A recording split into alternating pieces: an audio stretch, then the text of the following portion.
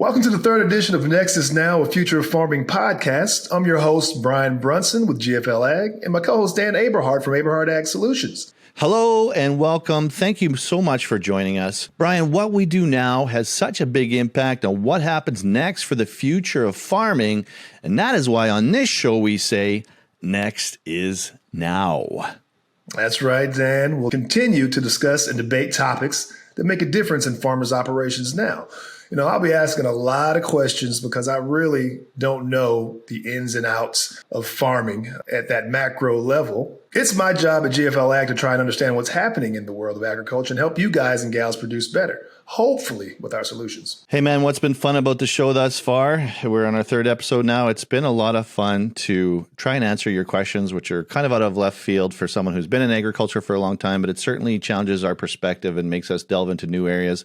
I'll be bringing experts in, farmers in, and keeping you up to date on what's going on in the community. Well, and you've been doing a great job, and I do feel smarter now that I've been on this show. So thank you for that. But today, Dan and I are curious about the topic of crop emergence, and I'm more curious than him, obviously. What's going to be on the show today, Dan? Well, it's an exciting topic that keys off our last episode, which was talking about seeding, right? And this involves all things when the crop comes up. So first of all, we're going to be answering your crazy questions in the segment we're calling What Now? What is Brian wondering now about agriculture? And our feature expert interview is with Jarrett Chambers from ATP Nutrition, who will be giving you some recommendations on how to best address the crop's needs when it comes out of the ground. And on Coffee Row, I spoke with some great producers from all over Western Canada. And we talked about counting plant populations, tissue testing, what they do when the crop comes up. So you're going to get a great perspective from the producer level.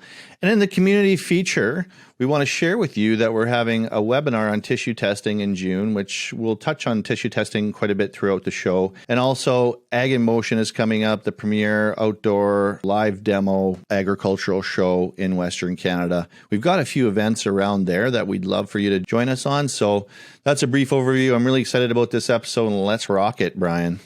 I'm super excited too. Sounds like a packed show. So if you guys are passionate about agriculture and want to stay ahead of the curve, then tune into Nexus Now and get ready for some thought-provoking discussion and unbiased opinions and a deep dive into farming.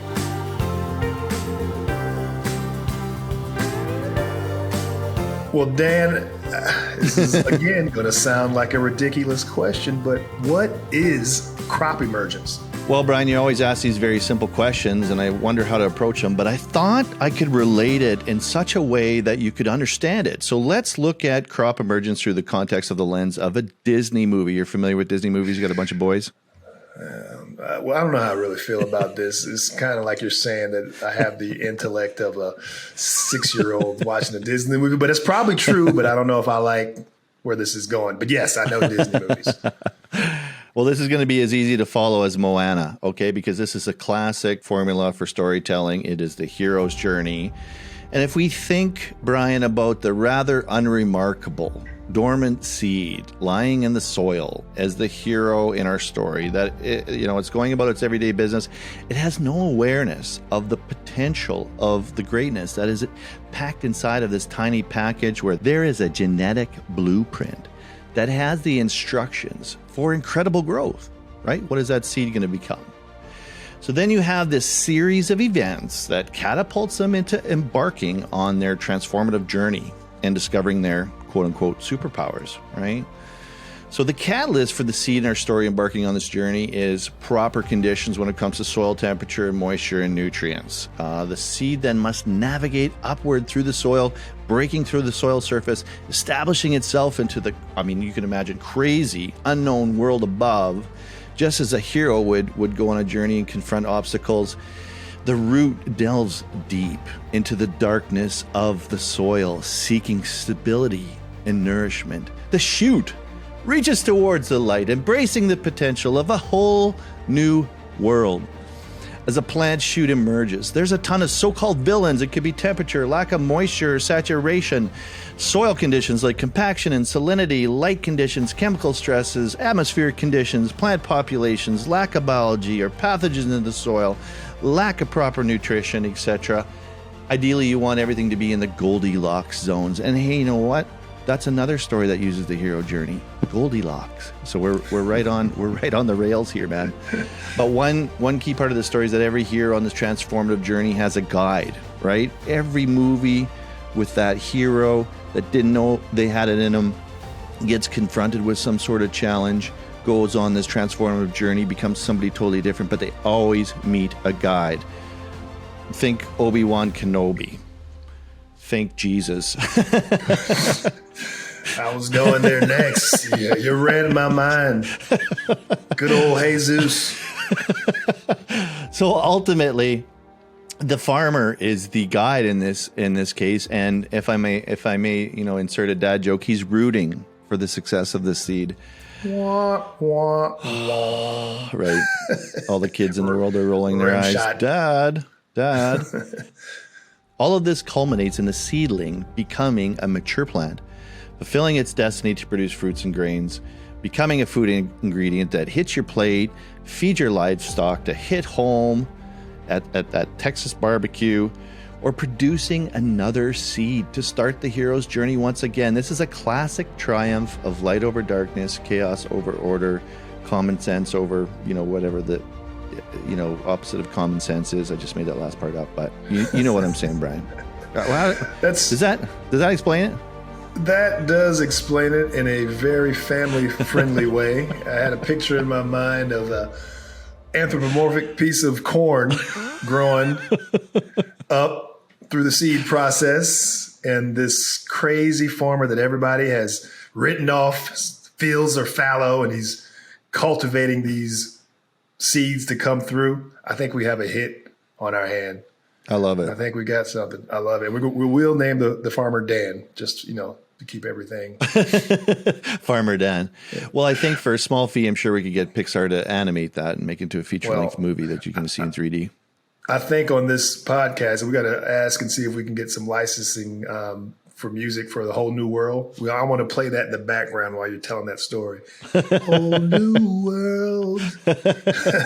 Maybe we can get corporate to approve at least like a stick person budget animation. Yeah, that'd be awesome. Well, my next question, and I have several, what's the difference between emergence and germination? Sounds the same to me. Yeah. Well, I think you're splitting hairs, similar terms, but I broke this into two different departments since you're, a corporate guy.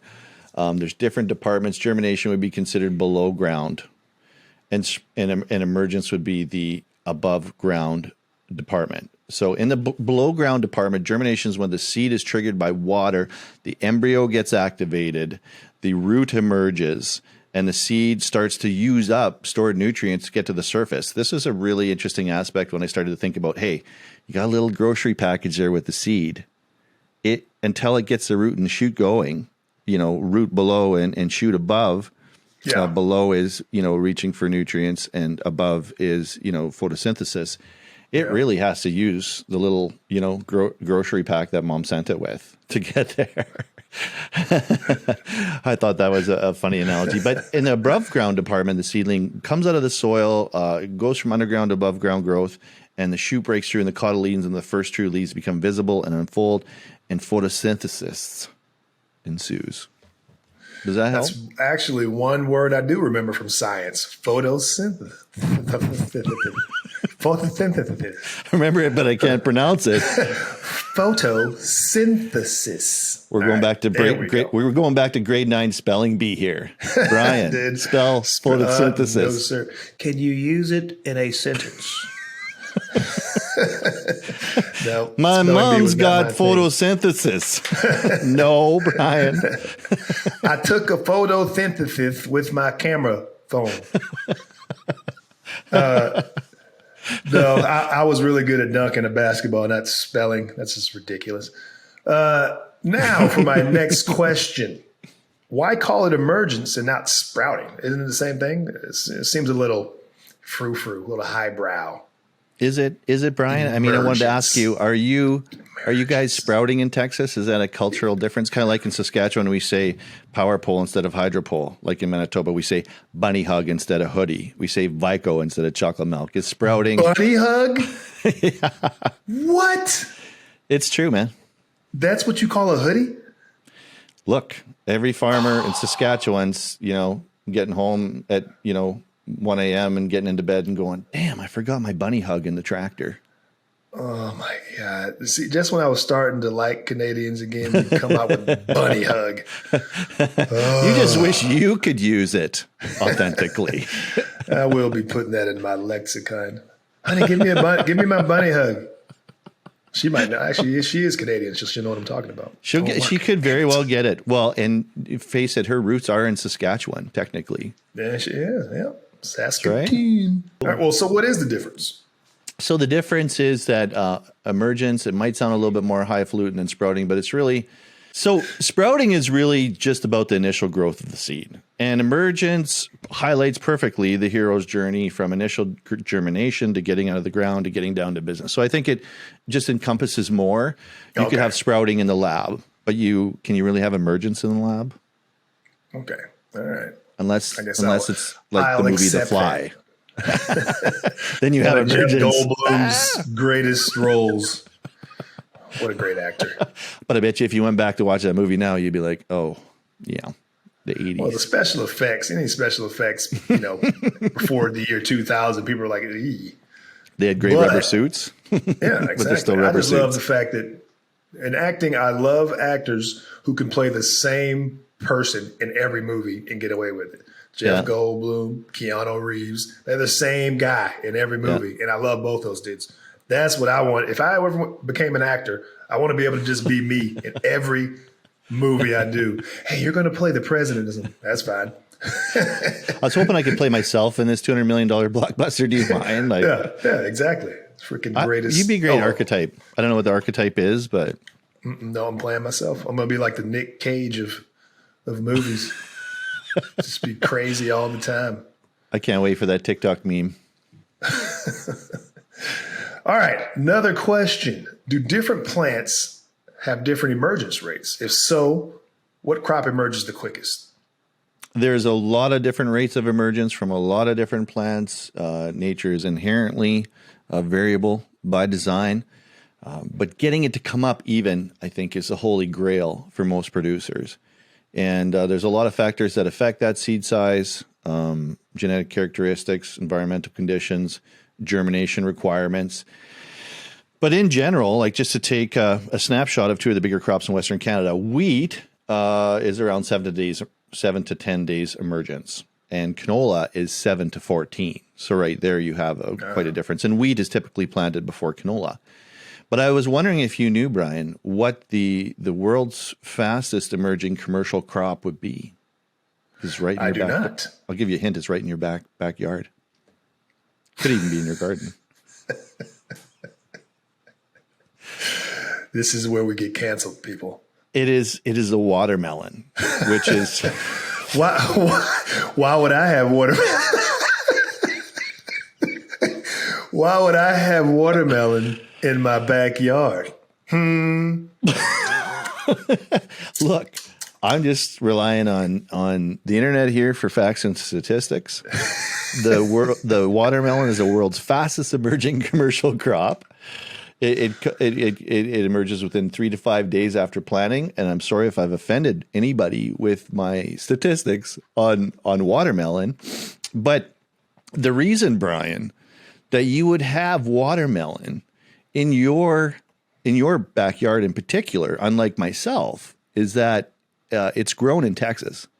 Oh, it's grown in Texas. It's grown in China. It's grown in India. It's grown in Brazil.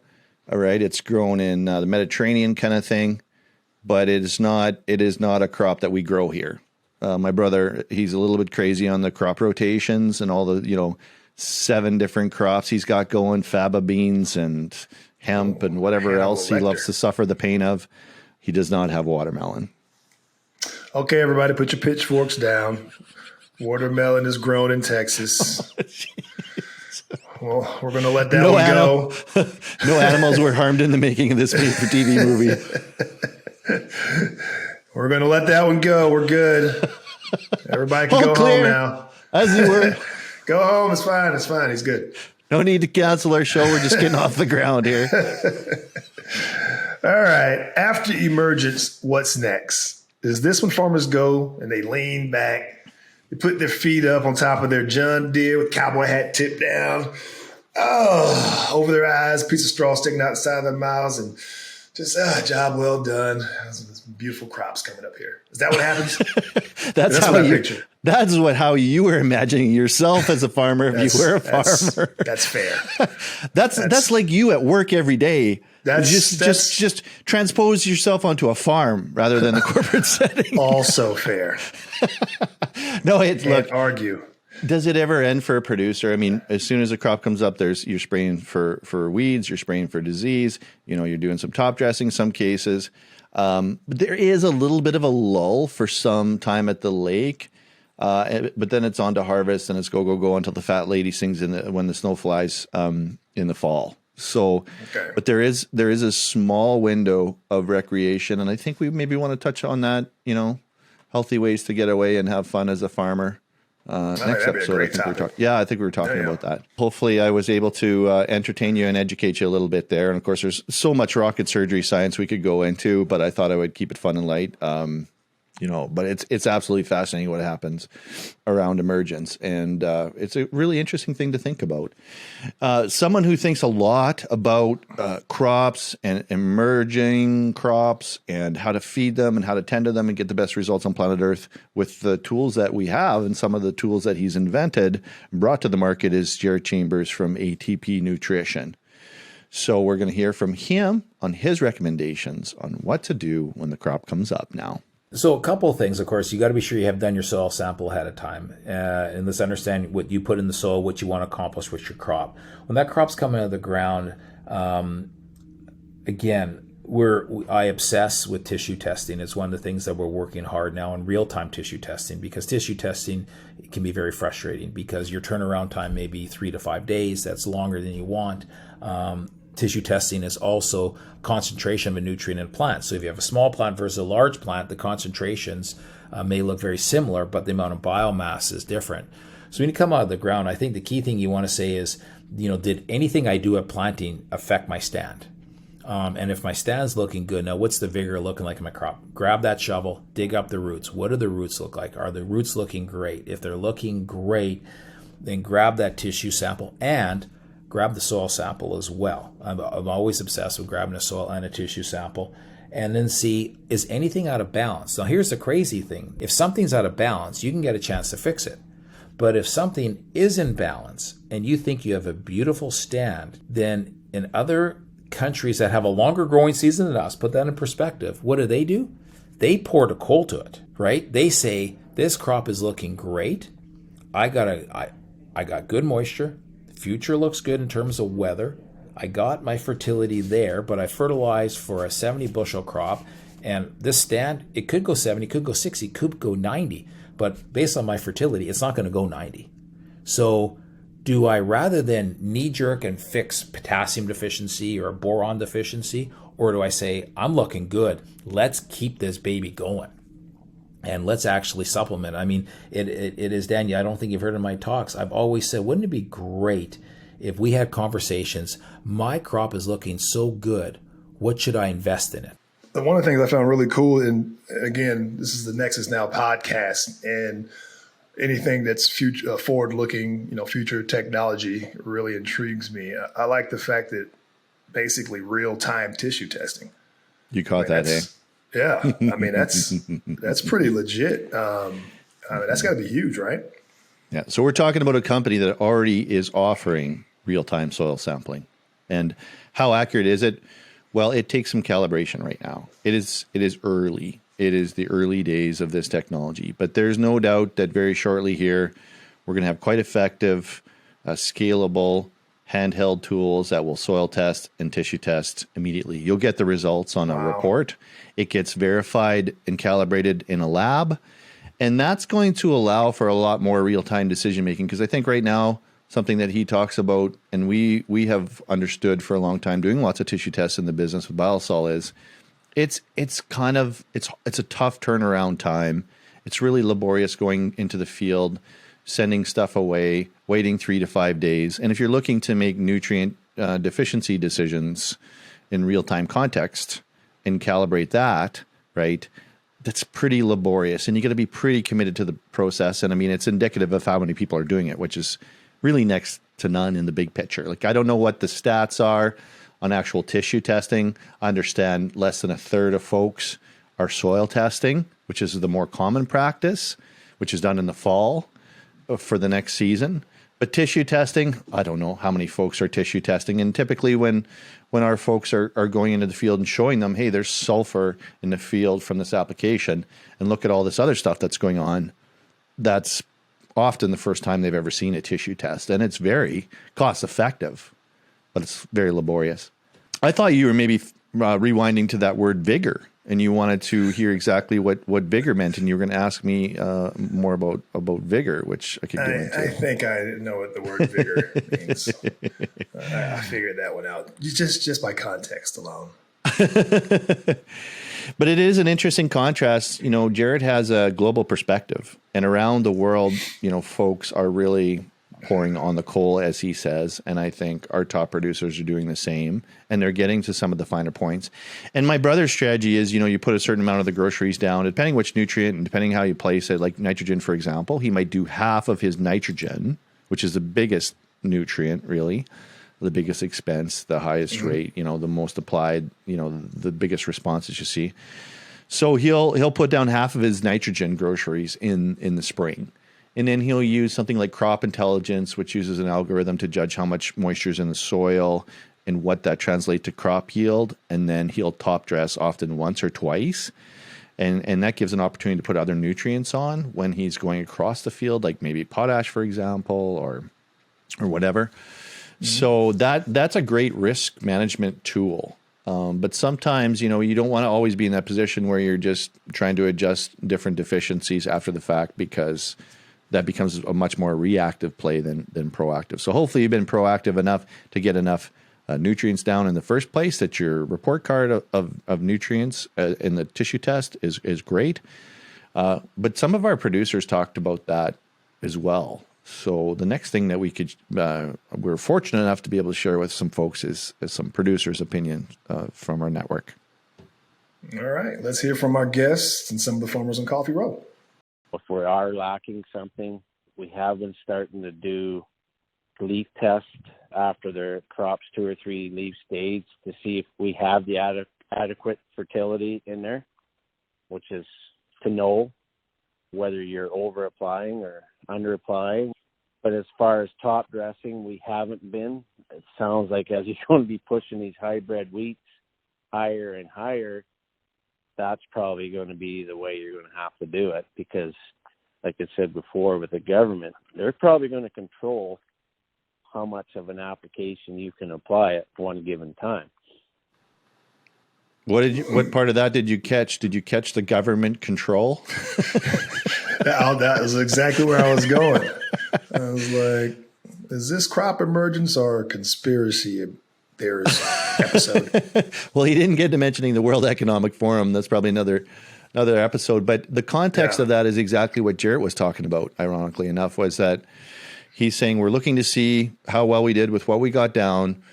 They're looking to see if they've over-applied or under-applied anything through the tissue tests. He was talking about how with some of these hybrid wheats overseas, they're going for 150 bushels per acre, which is a ridiculous grocery package that has to go down with that. But will we be limited by our ability to shoot for that level of production because of government regulation that's already creeping into not only the collective consciousness here at this sort of hashtag woke level, but it's also starting to be talked about in terms of legislation, which is important for producers with such an important role in society to be at the table for those discussions, Brian. So if you could talk to Trudeau, we'd really appreciate that. Well, all you got to do is change your crop to watermelon. And if they say anything... Well, I don't think they'll be limiting watermelon production anytime soon. Exactly. Whatever it takes to make a watermelon. I know what my You've got business carte plan blanche, is. boys. Next up, we got Mark Gordon. He's a farmer and an agronomist, and now a retailer in Melfort, Saskatchewan. He had some really interesting things to say about plant population. this is my agronomist hat getting put on here, not the farmer hat. As that stuff coming out of the ground, I'm really paying attention to plant population and optimal plant density, right? Did we achieve optimal plant density?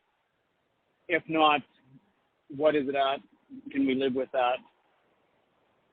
If it's higher, then maybe our mortality was less. Like, there's lots of unanswered questions when it comes to mortality as crops coming out of the ground. My farmer hat, like instance for today, drills going, seeding peas. I've got barley just out of the ground that needs to get a pre-burn done on it before it emerges. I've got to get some ground sprayed ahead of seeding wheat here, maybe the end of tomorrow. And so you're kind of playing that game. Well, I've got 12 hours before that barley's out of the ground. It's got to get sprayed, but I got to get some wheat ground sprayed so I get something to go seed. That's what's going on through my head right now as the crop's coming up. Well, it was two perspectives, right? And it's kind of funny because a lot of these folks are juggling a lot. But one was, I'm obsessed with plant population. And another is, I'm running like a chicken with my head cut off farming. Yeah.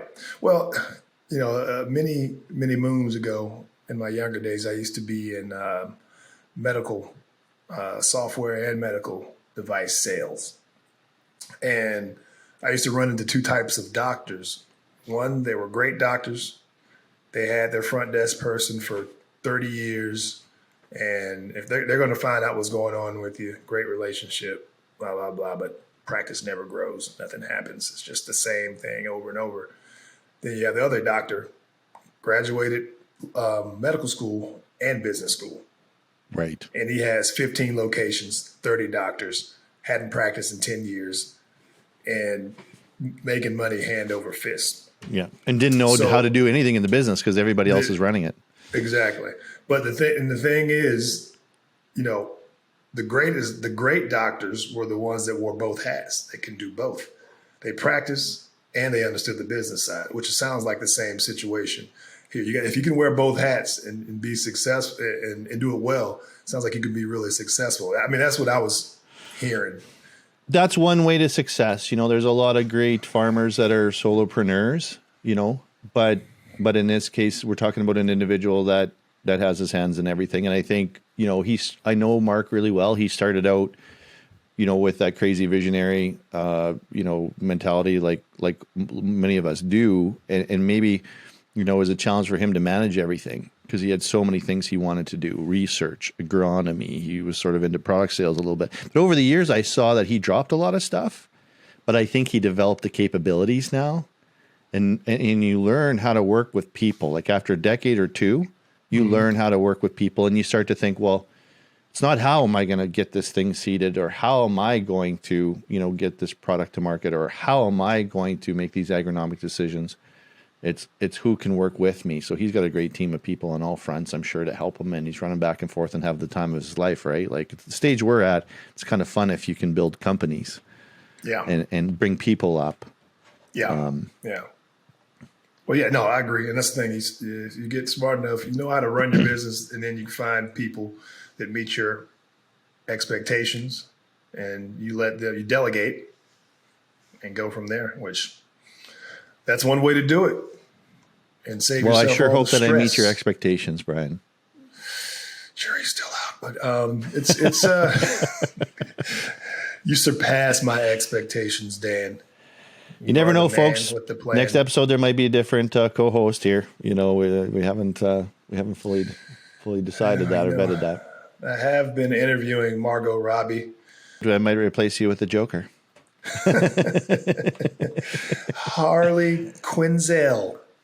Okay, so Jeff Carlson, he's actually a shareholder in Aberhart Ag, great farmer, partners, part owner in Knee Hill Soil Services as well. Great business guy.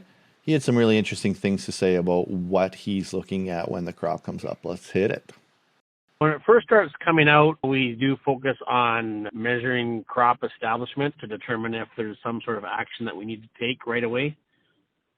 And then I guess always top of mind, you're wondering, hoping that you've provided everything that plant needs to reach its maximum potential.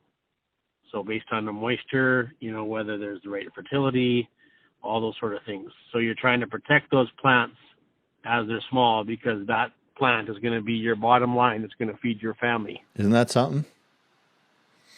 Yeah, I mean, that's like his last line. The bottom line, that plant feeds your family, not just the people you're growing it for. So it just sounds like a lot of stress to me. Yeah, you got to protect that baby before it comes out of the ground. Oh my God.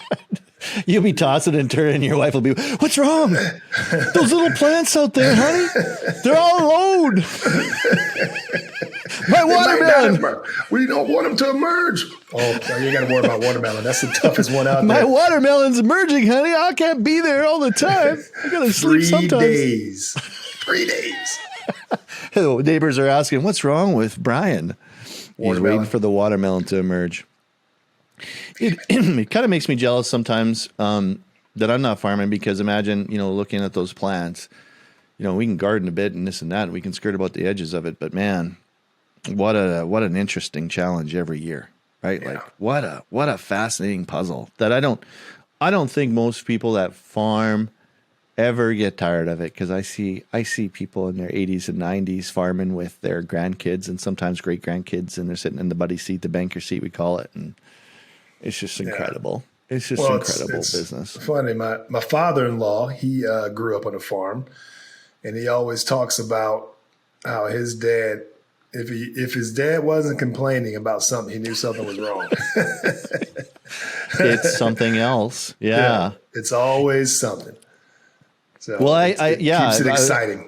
Yeah, I know Bob as well, and he often relates, he might have farmed if it wasn't that, it was always too cold, too hot, too wet, too dry.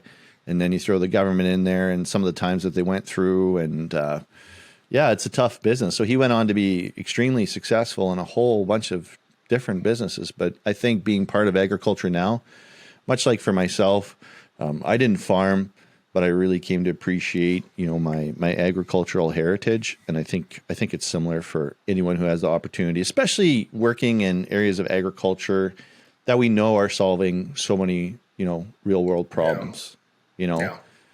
It's a great feeling like, hey, we're not just involved with the production of food. We're helping cities deal with their waste. We're helping the oil industry get rid of something that's just sitting there that has no, commerce to it or function to it. So that's been pretty heartening for me. Plus, I get to do this podcast with you. So, highlight of your day, I'm sure. Aww. Hit the aw button. Aww. Well, no, it feels good to be able to contribute to something that has a global impact. A lot of people can't say that, Mm-hmm. So it is a good feeling. Hey, farming is one of the best businesses right off the bat, as far as being a noble endeavor. So, all right. So, Dan, can you tell us what's going on closer to home in our community segment? Well, I'm getting pretty pumped up about some of the stuff that's going on this summer. But, on the educational front, it came up quite a bit on this podcast. We are having a webinar for everybody in our network. It's free. It's online. You can join us at 8 a.m. on June 16th. We'll put the link in the notes and whatnot. But we're going to have Greg Patterson from A&L Labs on. He is an expert on this. We get a lot of our tissue tests through A&L Labs, and we're also going to have the folks from Sure Growth on there. And we're going to talk about tissue testing and the value of it and how to go about it and where does it fit in with soil testing and what should you be looking for. So I think this is a really important educational piece that I would love everybody to join us for, and I really hope to see you there. Now, Ag in Motion. Massive outdoor show. It's grown leaps and bounds since its inception. I think it's only 6 or 7 years old. And basically folks from all over Western Canada come there, because the difference is, Brian, you can get your hands on equipment. You can see live demos. You can have a beer in the sun. It's just a really great time to get together. It's good timing. But we are offering a, are you curious about biosol? Are you biosol curious type of event with Elson Solberg, features on the agronomy side. And really the whole concept is just come in around 3 p.m., a day ahead of the trade show. It's on July 17th in the Marriott Courtyard in Saskatoon. We're proud to present Elson Solberg as a sulfur guru, and you can hear his presentation. He touches on biosol throughout it, but there's so much great agronomy.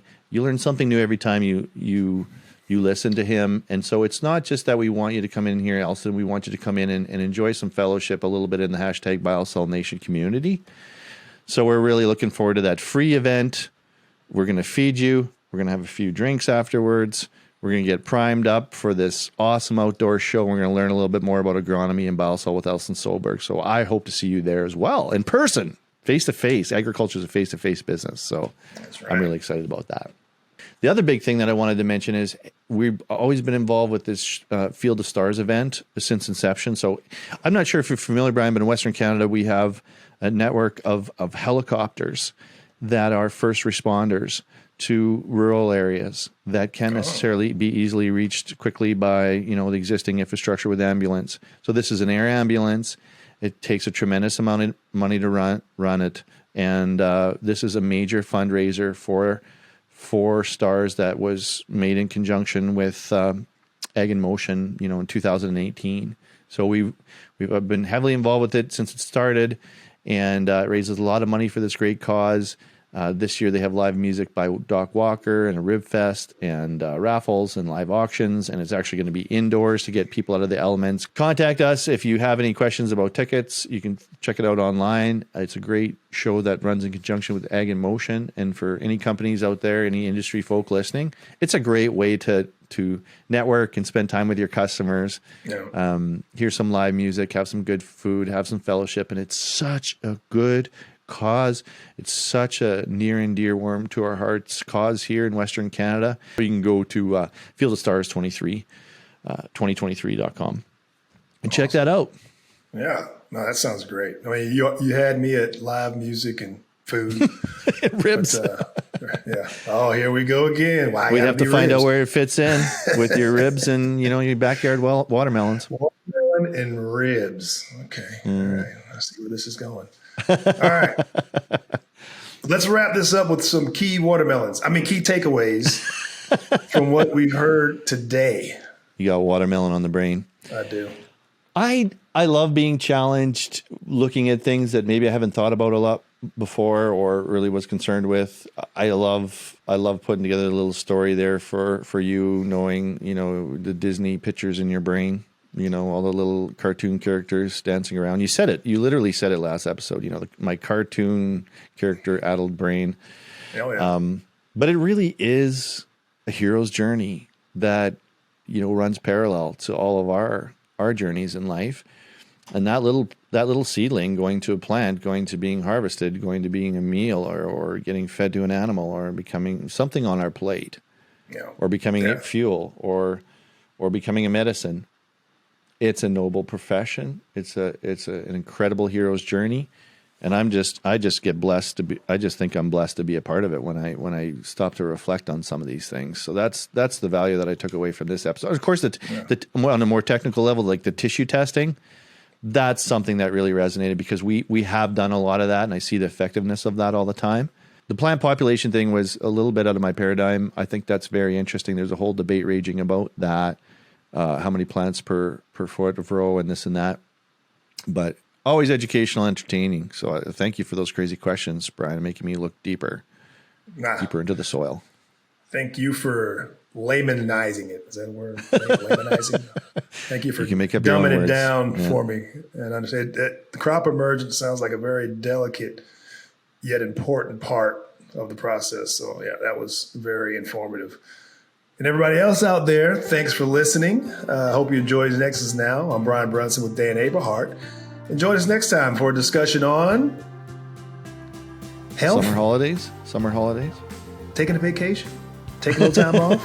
Take a break. Have a Kit Kat. Where I'm your expert and guru. And if you want more information on some of the topics that we covered today, you can check out the blog at www.gflagra.com. GFLagra.com. Agri or Agra? Depends where you're from. If Bunny you're hug from the or hoodie? north or the south.